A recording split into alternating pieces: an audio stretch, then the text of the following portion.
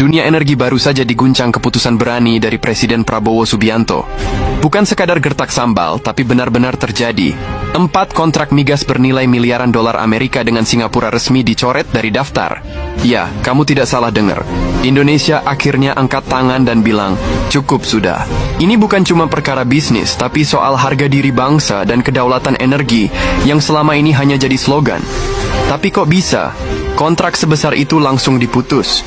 Apa tidak takut dampaknya? Dan kenapa Prabowo tiba-tiba gaspol? Tenang, kita bedah semua faktanya. Duduk manis, karena ini cerita panjang nan panas. Kilas balik ke tahun 1999, saat negeri ini masih pusing 7 keliling akibat krisis moneter. Ekonomi merosot, utang menumpuk, dan negara seperti orang kehausan yang rela menjual apa saja.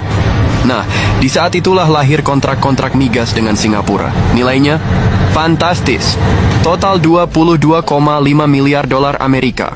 Setara dengan sekitar 367 triliun rupiah.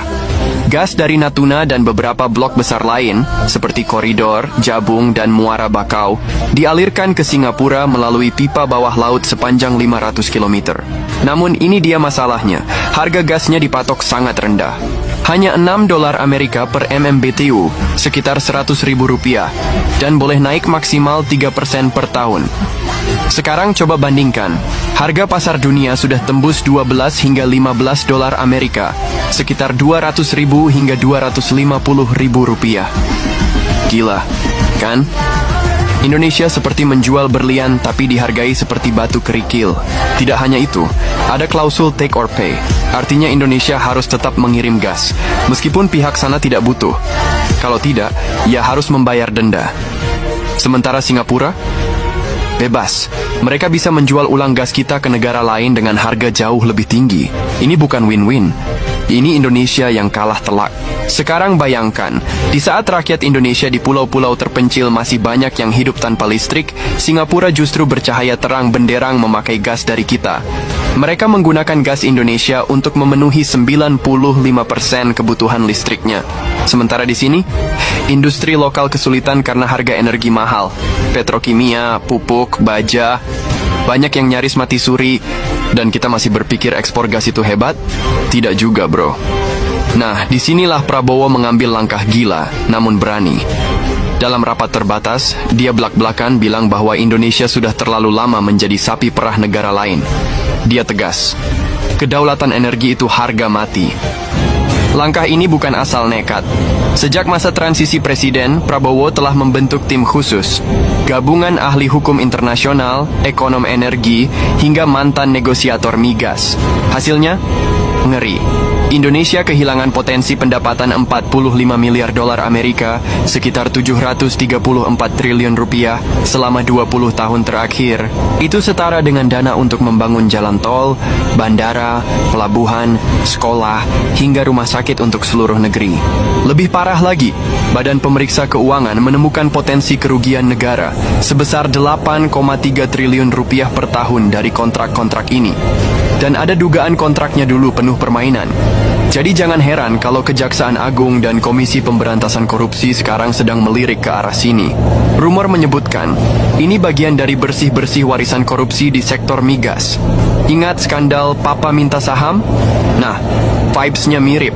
Begitu kabar pembatalan diumumkan, dolar Singapura langsung anjlok sebesar 3%, penurunan terbesar dalam 5 tahun terakhir. Pemerintah mereka langsung memprotes, menyebut tindakan Indonesia ini sepihak dan melanggar hukum internasional. Mereka mengacu pada prinsip Pacta Sunt Servanda, alias perjanjian harus ditepati. Tapi dari pihak kita, ada celah hukum yang sah, force majeure, dan perubahan keadaan mendasar, rebus sic stantibus. Apalagi ternyata kontraknya melanggar undang-undang migas yang baru. Jadi kalaupun digugat, Indonesia siap. Bahkan tim hukum sudah menyiapkan strategi pembelaan komprehensif. Menariknya, meskipun Singapura rewel, tidak semua investor panik. JP Morgan menyatakan langkah ini masuk akal. Bahkan BlackRock, pengelola aset terbesar di dunia, justru menambah investasi di sektor energi Indonesia. Namun, lembaga rating seperti Moody's dan S&P mulai menurunkan outlook Indonesia dari stabil menjadi negatif. Alasannya, takut Indonesia tidak konsisten menjaga kontrak. Tapi hey, Prabowo sudah bilang, ini bukan tindakan impulsif, ini strategi. Dan pasar yang fair akan memahami arah besarnya. Pemerintah sebenarnya memberi dua opsi, putus total atau renegosiasi. Namun syaratnya tidak main-main. Harga gas naik minimal 150%, klausul take or pay dihapus, bagi hasil lebih adil dan Singapura harus berinvestasi dalam infrastruktur gas di Indonesia. Dan juru bicara istana mengatakan, bukan kita yang butuh mereka, mereka yang butuh